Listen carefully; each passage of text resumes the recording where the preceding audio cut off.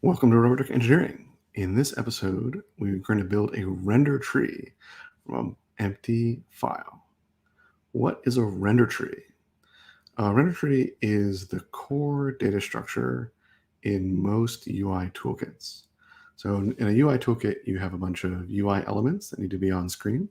The render tree figures out where they're going to be on screen, a process called layout, and actually draws them to the screen, a process called painting. And we'll try to build those data structures and algorithms today on the show. So you notice it's just me today.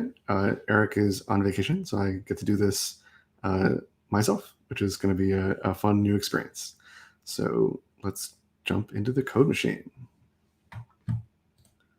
So, well, I did put a few lines of code in the file so that we had a starting point, and I knew that this was going to actually start working. So I'll take you through these lines of code that we started with, and then we'll start building from there.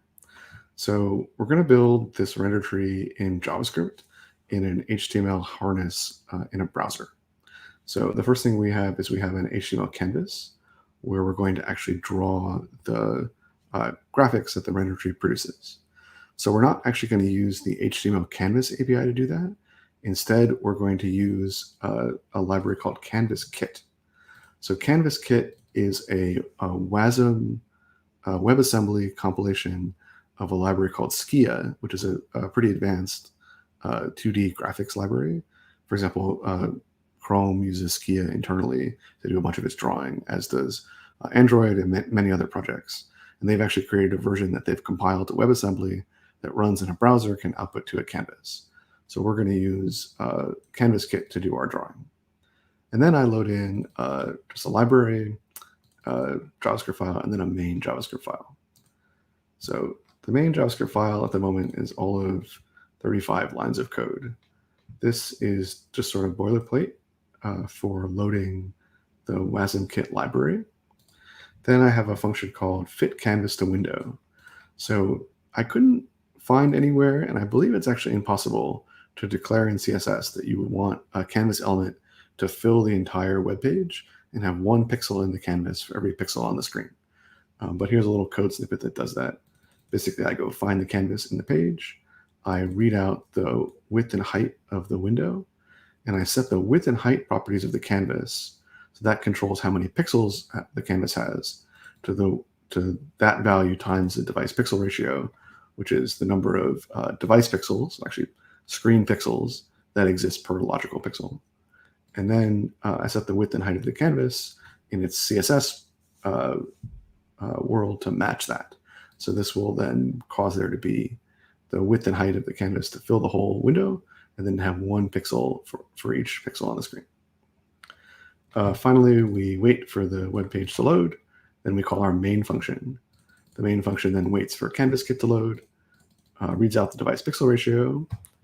Hi, Hal. Thanks for joining us. Reads out the device pixel ratio, resizes the canvas. And then here is where we start using Canvas Kit. So we tell Canvas Kit that we want to attach it to our display, which is just our canvas here. And it gives us a surface. Here we create our render tree, which at the moment is quite simple.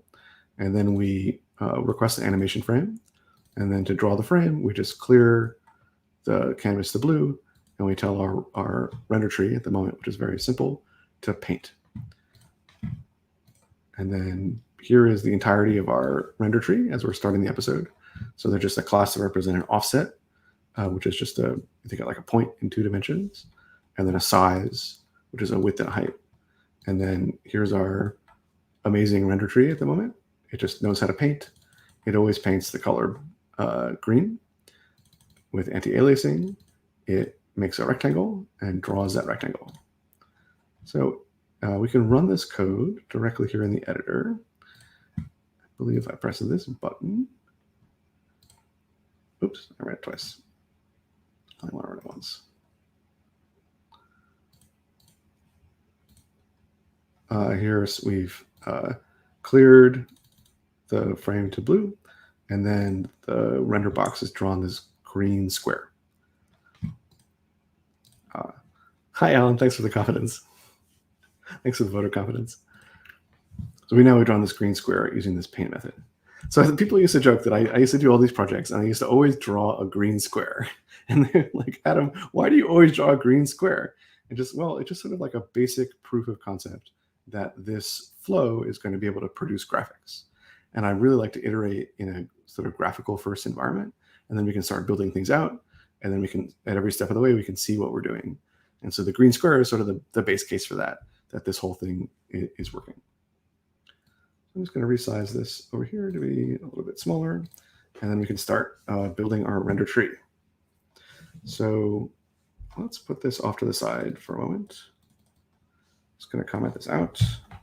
And we're going to start out with, let's start out with the two main algorithms that a render tree has. First of all is layout. We're going to figure out what the signature for that is in a minute. And there's paint.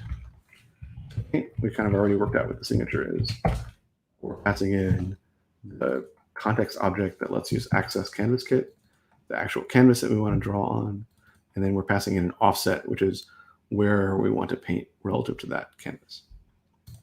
So layout, the job of layout is to determine the size and position of this render box. So it's a little bit unclear what the signature of this function should be. And in fact, different UI toolkits have different ideas or different paradigms for how layout is done. Today, I think we're going to use a paradigm that matches what Flutter does, which is a sort of constraint-based paradigm. So we're going to take in our constraints. We're going to produce our size. Make a class for our constraints. Box constraints. So the way web pages work is they work width in, height out.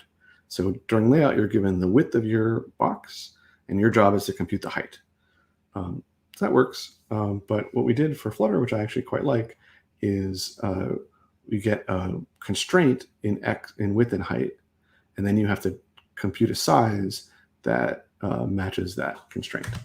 So let's take as our input min width, min height, width, min height.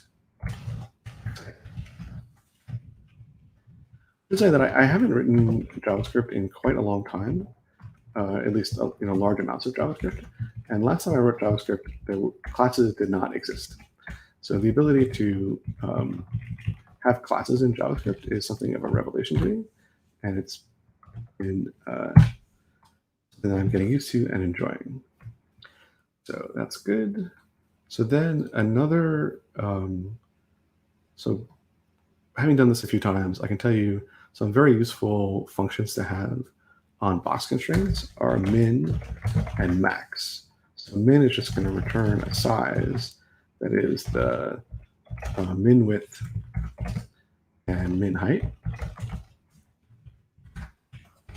And then max is just going to do the same thing, but returning the max width and max height.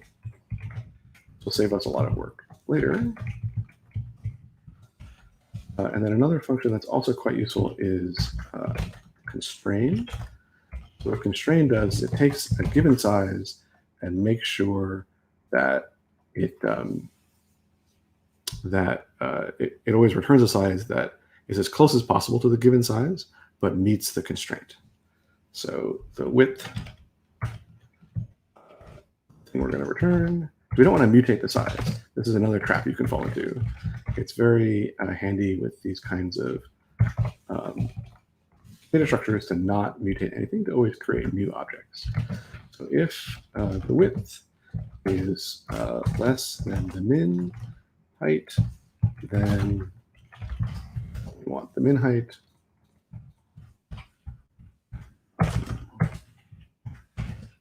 Width greater than the max height.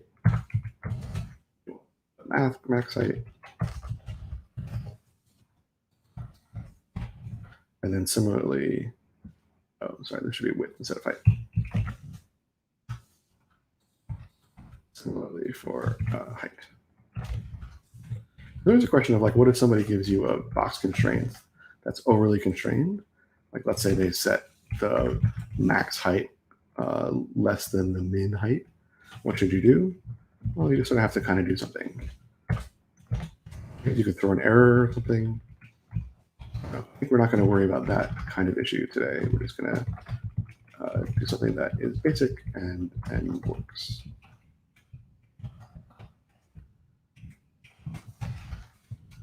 Word height a bunch of times. This constraint-based layout is something that we sort of discovered as we were building the Flutter render tree. It was not obvious to us in the beginning that this would be a sensible way of doing this. And I don't know of anybody who did it quite like this before. There are people who did constraint-based layout systems. They didn't have very complicated constraint solvers, but the sort of one-pass constraint system that we use in Flutter I hadn't seen before. Okay, so now for the render box, I want to have two fields in it. Let's write a constructor. So the base case constructor is just going to set this dot offset equal to new. I guess I have to say new. This is JavaScript. New offset 0, 0, and let's set this dot size to new size 0, 0. Okay. And let's say the base case is just going to return. And for paint, the base case. So now let's try to make a box that's always a given size. So let's make a render box. Render size, we call it sized box. Size box is going to take its constructor target size. Say this dot target size equals target size. Now for its layout algorithm, it's going to try to be as close to this target size as possible. So it's going to return. Oh, sorry. This should be this dot size. So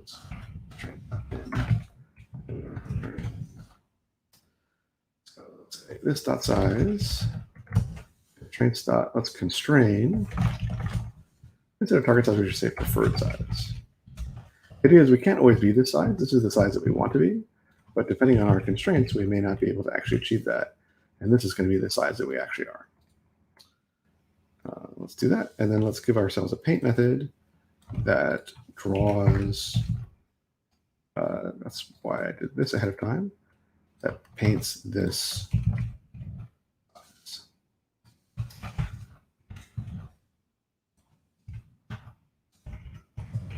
This. So let's see. Color. We're later going to move this off into a more complicated thing that lets you configure the color. But for now, we'll just keep with green. So then our offset is going to be, we have to start with our offset. So this constructs a rect. This is left, top, right, bottom, which is perfectly sensible way of constructing a rect. So we're going to start with our offset. We don't really want to add anything because we don't add anything. And then our right should be our offset plus size dot width.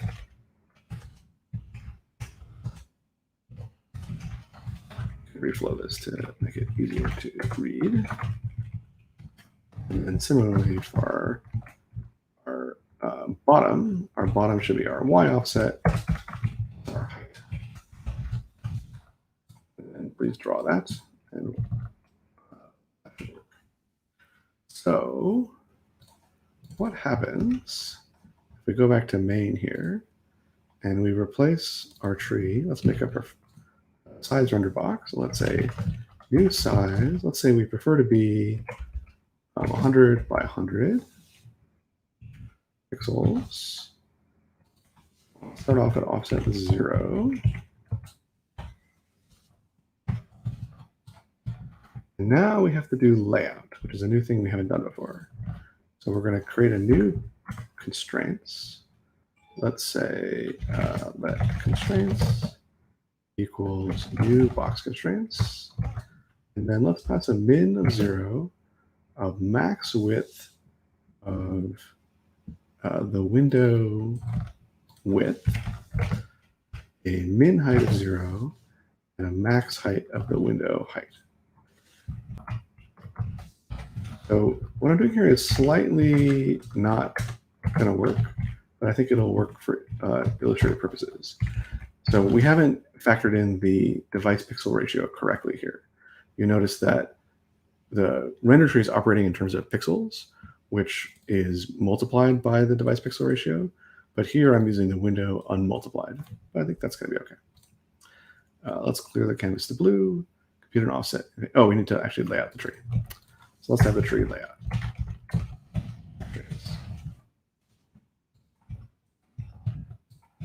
So now what I'm expecting to happen when I reload the browser is I'm expecting, first of all, the offset to go to 0, and then I'm expecting the size to be 100 by 100.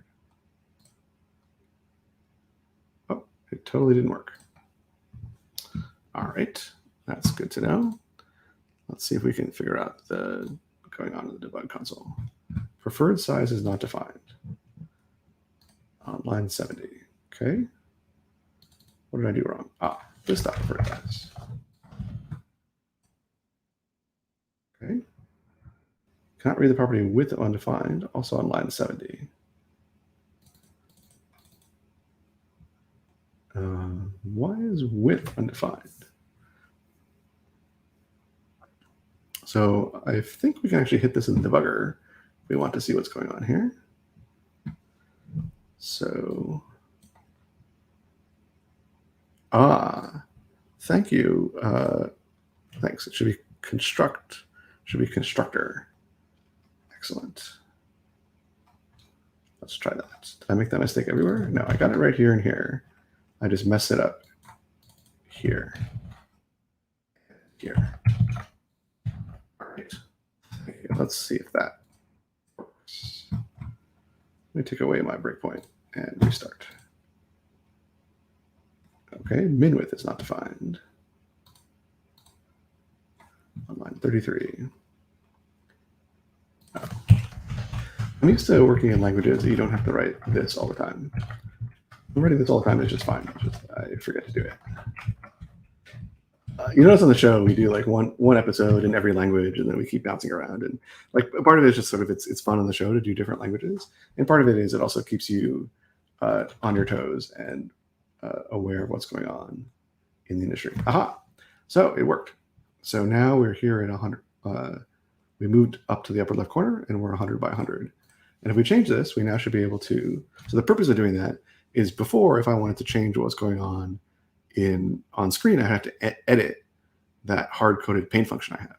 But now I can actually control it by controlling the inputs to this function. So I can say, let's make my width 200 instead of 100. And now this is wide. Hooray. Okay, so we've added the layout phase and added the paint phase. Now, I think another interesting thing to do is we're only going through this cycle once. You see, I've commented out here another call to request animation frame. If I uncommented this, then I would be driving this loop, let's say at 60 frames a second, or however fast I can drive my frame loop. But I don't really want to drive it always at that speed. I only want to produce a new frame when a new frame is necessary. So the way that this is typically done in render trees is by tracking a dirty state. So let's create a root render object that's different from this render box, that's going to contain this render box. And then what will happen is if we mutate the render box, we're going to mark it as dirty. And when we mark the root of the render tree as dirty, we're going to schedule a new frame to go and clean everything. Does that make sense? We'll also fix our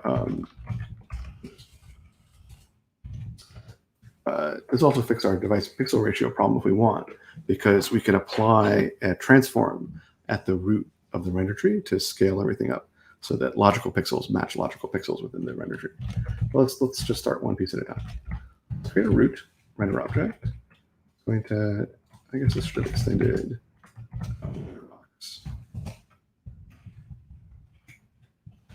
I'm amazed that it didn't care that I had an extended render box. Let's make render root that extends render box. So now render root is going to have a child.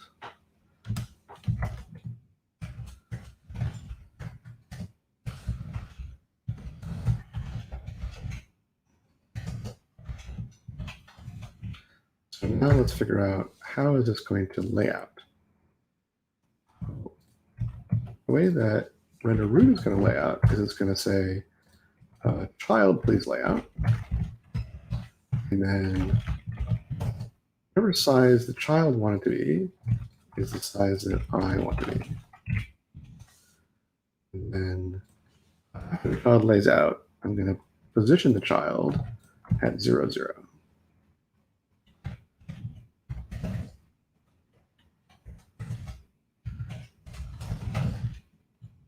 I'm sure there's a good way in JavaScript of making the 0 constant.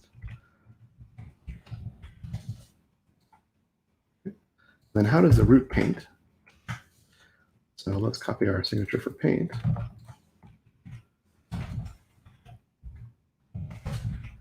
For now, I think it's just going to tell its child to please paint.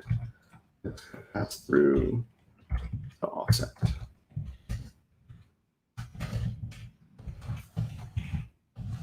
So here's where we could, for example, apply the transform for the device pixel ratio. Maybe we should do that. So let's add a property of ratio 1.0. And then let's see. Let's get to that in a second. Let's apply the scale to the canvas. So I couldn't find any good documentation for Canvas Kit, so we're going to have to sort of explore this object.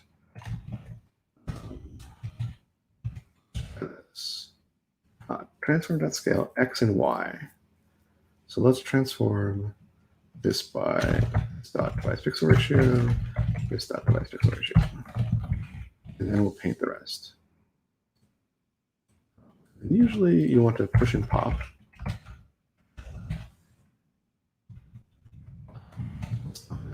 So now if we change our render tree to be this, have a render root that's this, and we want to say tree.root, tree dot device pixel ratio is equal to the window device ratio. I'm kind of expecting now this green box to get twice as big.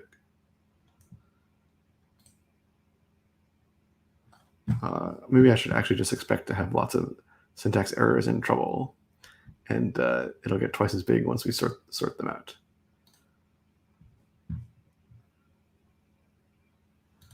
Okay, line 33, I messed up, or at least the error of my ways was detected on line 33. Width.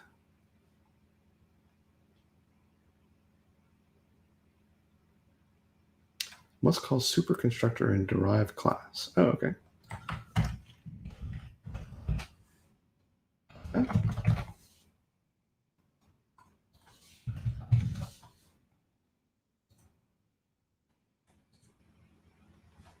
Okay, different error. Cannot read the constraint of undefined line 90. I didn't pass through the constraints here.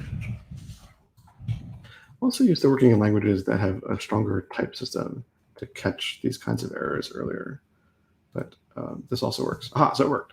So we applied our device pixel ratio, and we managed to double the size of our box. So now when we're in the render tree, when we write down pixel values like width and height, we'll be working in logical pixels that are independent of device. And if you have a higher density device, you'll see more of them. Okay, so now let's add the concept of dirtiness. So dirtiness is typically pretty fundamental concept, so let's implement it here. So let's start out by saying this equals needs layout equals true. This dot needs paint equals true. So, and then we'll have nice functions here that say Mark needs layout. This dot needs layout. True. And then we'll say Mark needs paint. That's paint. True. So actually, let's just do layout for now. We can scale up to paint later if we need to. So now let's do something interesting. So it's fine to mark just a given node as dirty, but a common pattern in render trees is to, when you mark a node as dirty, to walk upwards from there all the way to the root. And when you do that, you want to mark them all as dirty as you go. And then when you perform layout, you walk down from the root, touching only the parts that are dirty and clean them. And then you're guaranteed that the entire tree is clean. And so if there are parts of the tree that you haven't dirtied, you don't have to visit them. And so let's write that loop. So usually the way you write this is if this already needs layout, if it already needs layout, then we're done. We don't have to do anything. Otherwise, this needs layout, and this dot parent Mark needs layout. This is a recursive walk up the tree. When you get fancy, you unroll the recursion and actually do it as a loop. But we'll do it recursively for now. So let's make this dot parent equals nothing. Okay. So let's make a child setter. So child.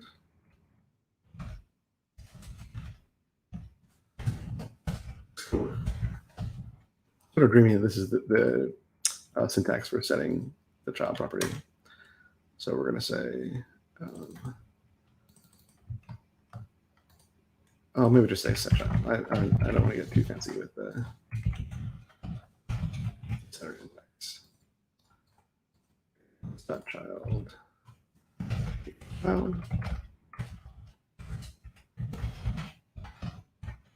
This dot child dot parent. This dot.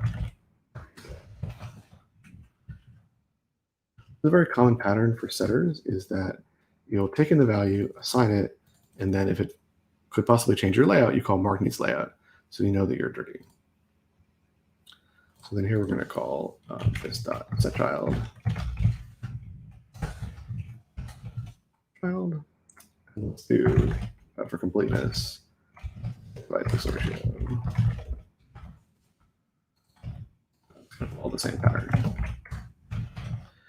You notice in here, I don't need to say mark needs layout because the device pixel ratio is not an input to layout. It's only used during the paint phase.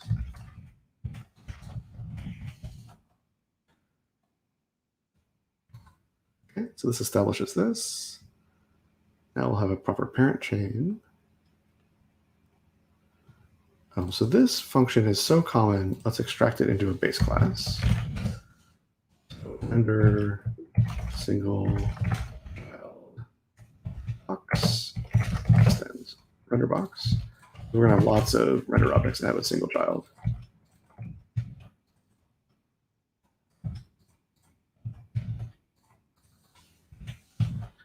We're going to call super, passing the child at this function.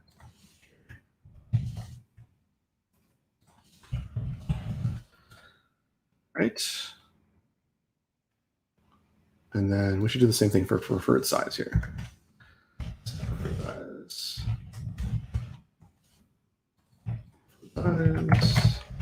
This dot preferred size.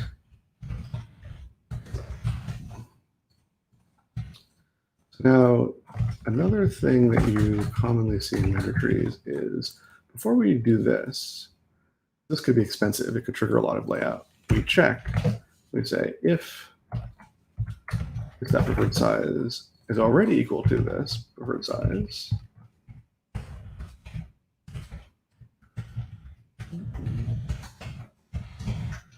then just return. And there's no reason to assign it, and there's no reason to mark ourselves as needing layout. I think I need to implement the equals function. I don't know if you can do overloading, operator overloading in JavaScript.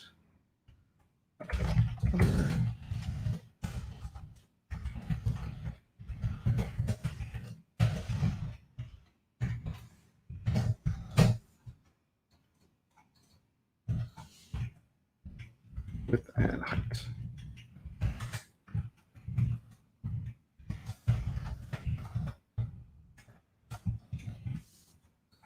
Right, and then I guess for this I'll run offset as well. X, dy, okay. So now the last thing that I want to do here is when the root gets marked as dirty, I wanted to cause a new frame to be created. So I think a good way of doing that is to have a concept of a window. So let's add a window class. So window. The window class is going to have a frame function. I think the easy way to do this is just take a callback.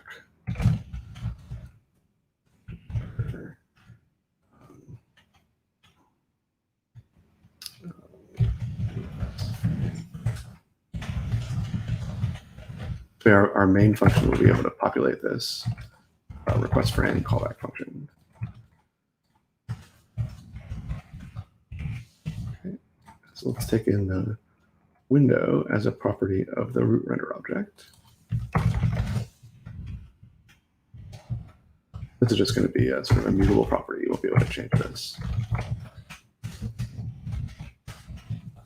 And then this thing is going to override mark needs layout to notify the window.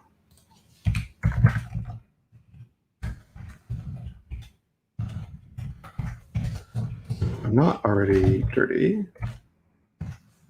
and I'm going to tell my window it's a frame. And regardless of what happens, I'm going to tell my super to mark needs layout. Okay. So now, if I go over here, I now need to instantiate a window object.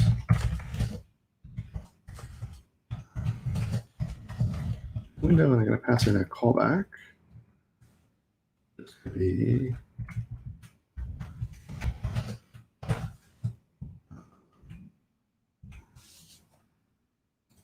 a function that does that.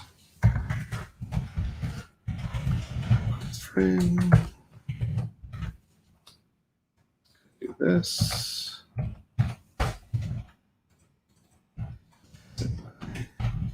Frame. I'm going to pass it my window to my root. And then down here, I'm going to delete this. I'm going to say window.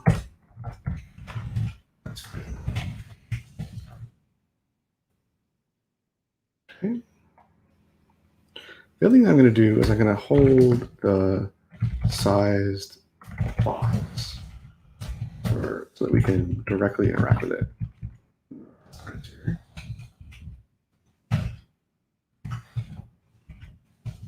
Okay, so I think why don't we run it and work through our errors before we try to do something more sophisticated. I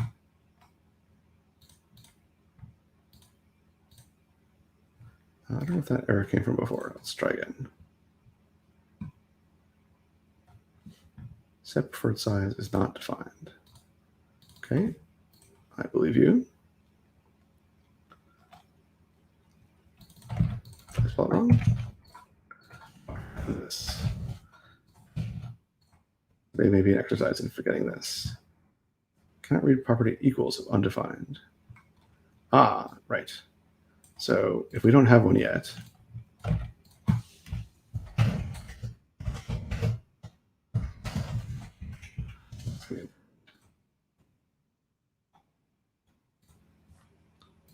oops. Request frame callback is not defined. Did I forget to this again? I did.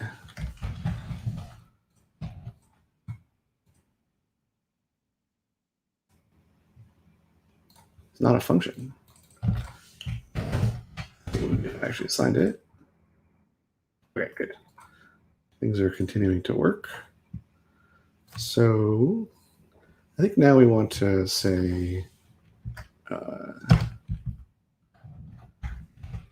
document event listener. Let's get some input going on here.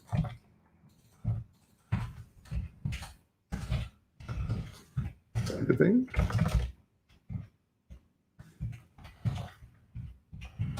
What do we want to do in our onClick function? Now let's just set the sized boxes, set for size, to the size box size, its height, plus. Okay. So now what I'm hoping is when I click, this will mark the size box is dirty. We'll walk up the render tree, and we'll eventually cause render root to ask the window to please request a frame, which will then trigger the draw frame function, which will lay out and paint everything again. So I think that's all great, except for the fact that we never clear the dirty bit. So this will stop us from walking up. So let's do that first. So here, this is another trick that I like to do in render trees is I don't like to actually call layout directly. I like to have a function called something like perform layout. So what perform layout is going to do is do all the dirty bit mangling. So if we don't need layout, then congrats, we're done. Otherwise, we're done with layout, or we're ready to, or we can clear our dirty bit. We can call layout on constraints. Now, instead of calling layout directly on your child, for example, here, we'll call perform layout and do the dirty bit management for us. We should look at everywhere that we're calling layout, and we should instead call perform layout. Okay, not correctly. Of course, we did not. Oh, we did. Okay, so let's see what happens when we click. Boom, we broke the universe. Of course we did, because we forgot to check. We never terminated our recursion. So another way of stop hearing is if this dot parent is null, then you don't need to do any more recursion. Okay. Try clicking again. Nope, it went away.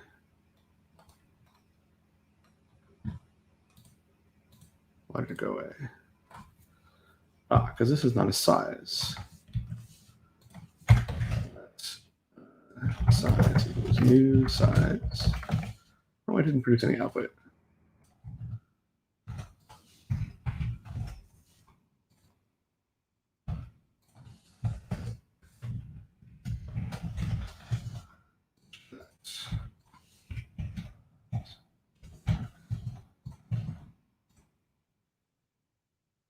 Okay. Oh my gosh. It got bigger. So it looked like it got bigger in 2 dimensions, which is a little worrying. Oh, you know what? Is the second time we painted, we applied our scale again. Right. So we do need to do this push and pop operation. So the way Skia works is it keeps a transform stack. And so we need to do, whenever you mess with the transform stack, you need to save and restore where you were before, or you'll keep accumulating into the matrix, into the transform matrix. So here for paint, we need to do something like, let's try canvas.save and canvas.restore. So I think these are not going to quite be right. Oh, yeah, great. So now when we click, our thing grows by 10 pixels, and we generate a new frame. And when we don't click, we don't generate a frame. So we don't spam frames. And what's neat about this is, let's set a debug. Let's set a breakpoint here so we can look at the dirty bits in action. So now this is going to have its needs layout false, but the child is going to have its needs layout true. So we're doing proper dirty bit tracking through this. All right. So we're actually have most of the structure of a render tree. So we can try to do something a little bit fancier, which is, what should we do that's a little fancier? We can have a multi-child render object. So instead of having just one child, we'll have a couple children. And then what we can do is we can see that when we dirty one child, that child goes through layout, but the other child does not. So let's just have a simple layout here.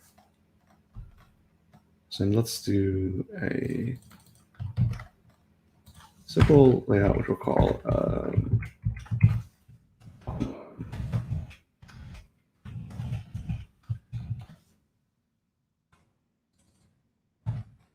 so this layout is going to take two children. Okay, so top and bottom.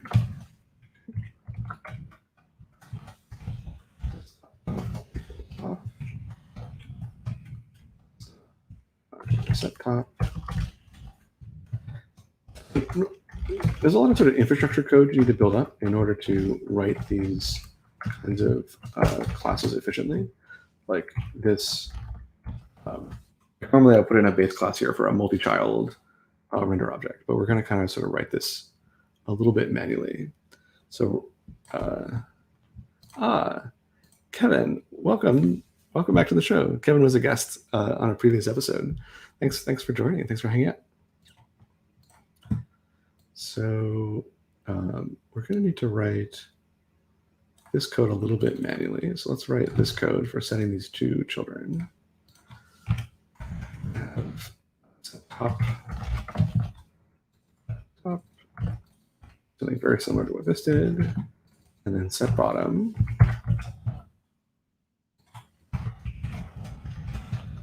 Something similar. Okay. So now let's do our layout and paint functions. So layout for top and bottom is, what I'm imagining is I'm going to lay out the first thing, I'm going to put it on top, and I'm going to lay out the second thing, and I'm going to stick it on the bottom. Makes some sense, right? So the constraints I'm going to give, I'm going to say this dot top perform layout with the constraints. Okay. Now I'm going to say this dot top, I want to position you at offset 0, 0. Okay. And now I need to compute the constraints for the bottom child. So the top has taken up some of the height. So I want to say, let bottom constraints equals constraints dot trim height at top dot size dot height. So we need to write trim height here in a second, but we'll get through that. And we're going to lay out the bottom. those remaining constraints. And then for the offset, we're going to position it at a y value of this dot top dot height. Okay. Put the thing on the top and put the thing below it. So we need to write this trim height function on the constraints.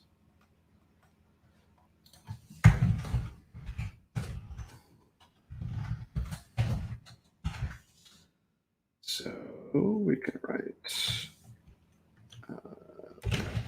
constraints equals new constraints. The width is going to be the same. This dot min width, this dot max width. The height is going to be a little bit more complicated because we need to trim it. The min height, well, let's see, we got to figure out what those things are. Min height equals this dot min height, minus 8.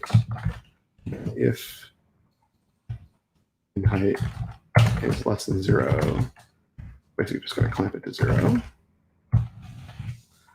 We'll do the same thing for max height.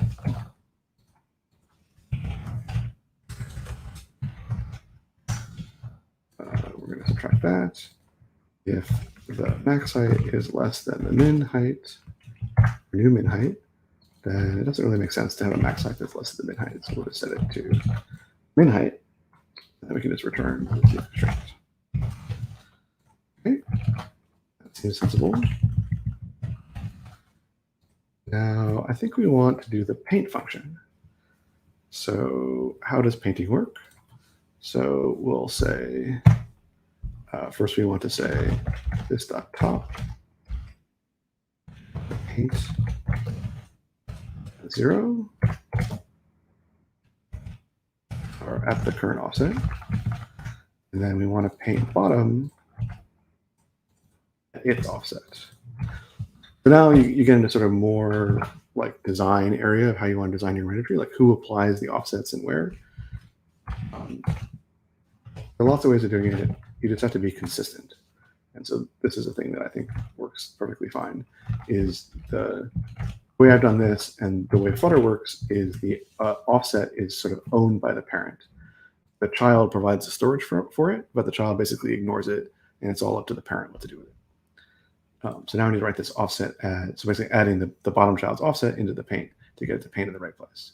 So I need to write this add function for offset.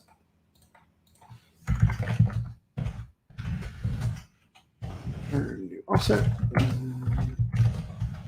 Dx plus other.dx. Dy plus other.dy. This is good. Now the other thing I'm going to do is I'm going to make this color configurable on the size box so that we can basically see which one is the top and which one is the bottom. So we're just going to follow this pattern for color.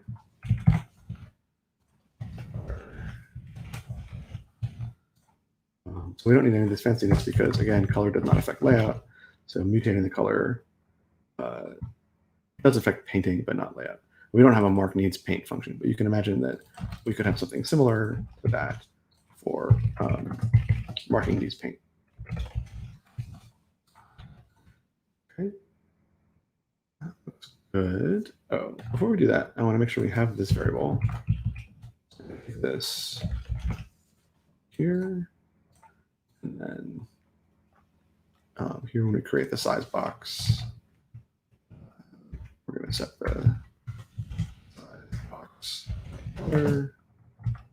So now what I want to do is I want to create this new top and bottom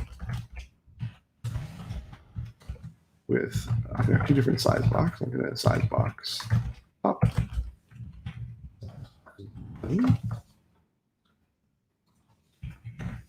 Now you start to see why people like markup, because as you see, constructing the render tree is out of control a lot of text. So in Flutter, we have this whole widget system to make it really easy to construct the render tree. In HTML, or the web, you have HTML for doing that. Basically, what you just have is a markup language that then builds up these objects. But for now, we can just keep doing this by hand. So let's set the top size box to green and the bottom size box to yellow. Right.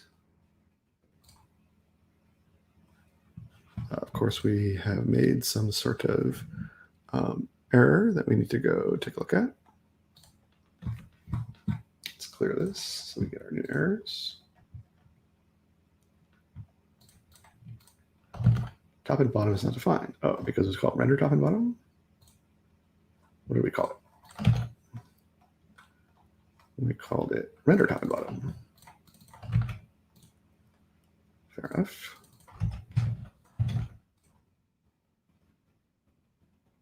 Height of undefined. All right. 221.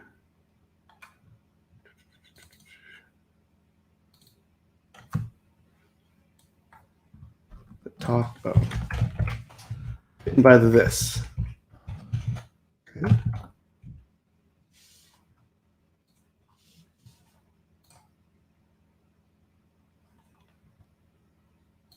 Color is not defined. Again, more of this. This is the kind of thing where it's sort of not very efficient to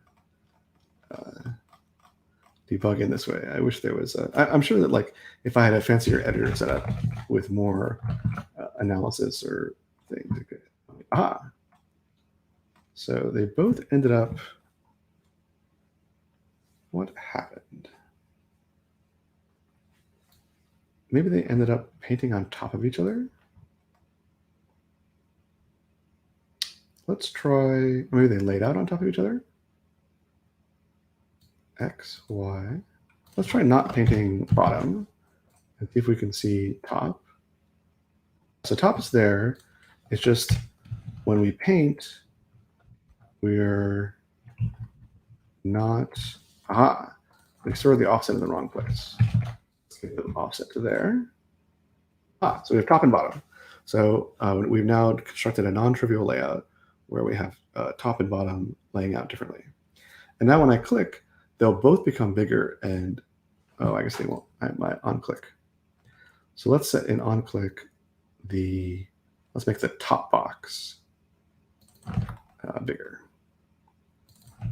Okay. So now what I'm expecting to happen is when I click here, the green area is going to get bigger and the yellow area is going to slide down the screen. Nope.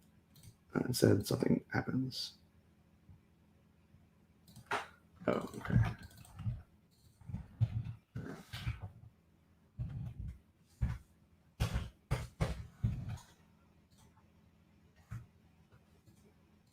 It's growing.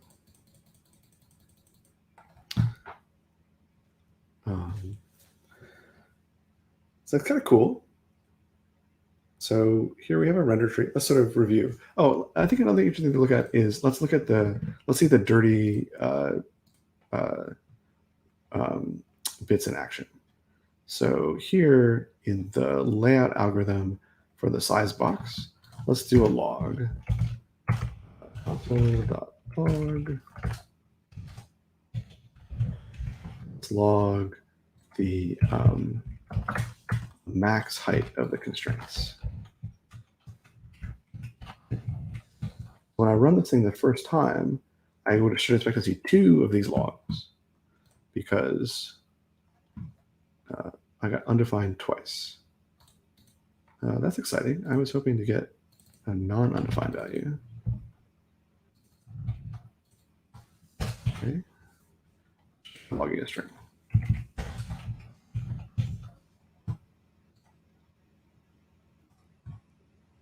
Yes. Okay. So when I did this the first time, I got 2 calls to this layout function.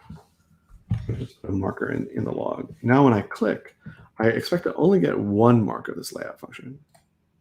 And in fact, I do. Because the yellow box never got marked as needing layout.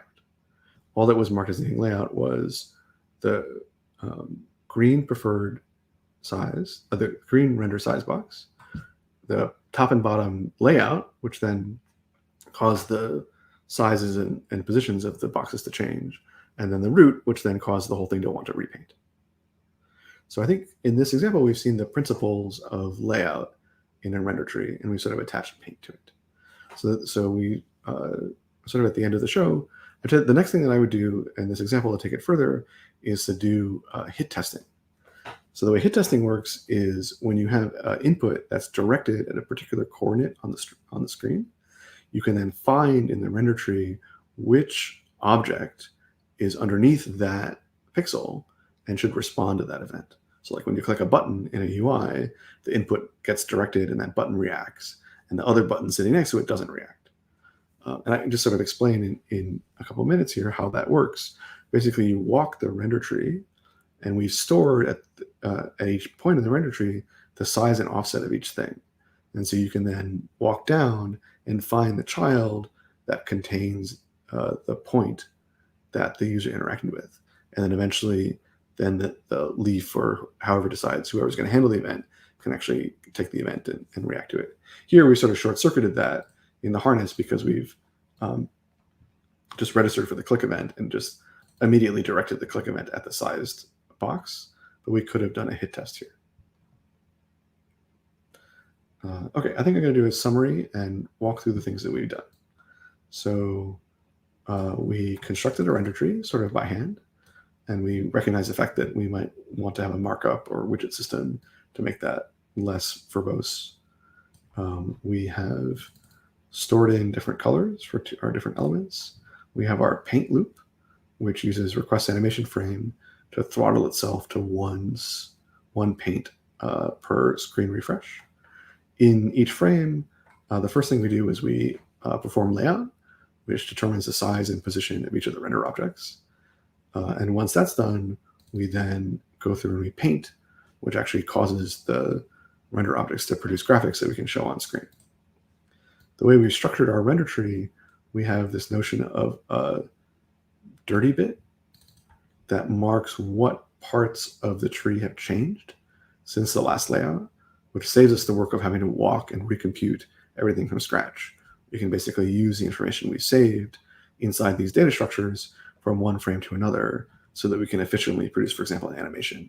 Like imagine if we were to animate this box growing, then if there was some complicated layout inside of this yellow box, we wouldn't have to go in there and mess with it. We would just paint it. And there's actually another fancier enhancement that often gets done to these systems where you can cache painting information as well as layout information in the tree. We did a single child layout. So we saw here that having a single child often involves just forwarding the operations to the child. And for example, maybe applying a scale, like to apply the device pixel ratio. We have done a very simple layout with top and bottom that laid out the first child according to the constraints we were given. We then took the intermediate layout result from that child, manipulated the constraints to produce the constraints for the bottom child, caused the bottom child to lay out, and then positioned it below the top child to create this vertical top and bottom layout. And then we showed how to paint in that scenario, where basically we forward the painting operations to the children in paint order, and then we adjust their offset to cause them to actually be painted in the correct location on the screen. Well, I hope this was interesting. I have spent many, many years of my life working on render trees, and I find them quite fun. First of all, I love graphics, and so being able to see things is fun. And then they're interactive graphics. And the sort of more machinery you build up, the more fancy, fun interactions you can have until you have a full dynamic user interface for an application. Anyway, I hope this was fun, and I will see you all next week.